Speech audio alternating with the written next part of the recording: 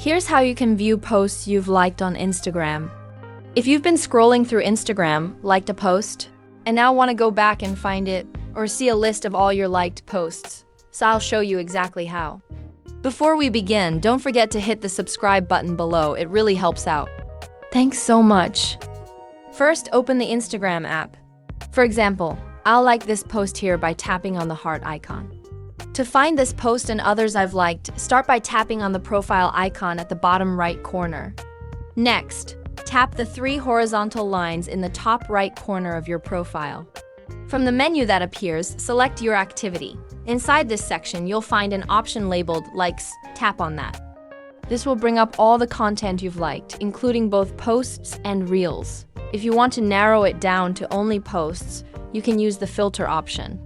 Simply uncheck Reels and hit Apply.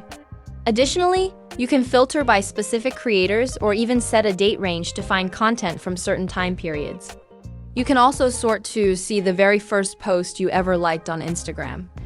If you open any post from this list, you can tap the heart icon again to unlike it if you've changed your mind. I hope this guide was helpful.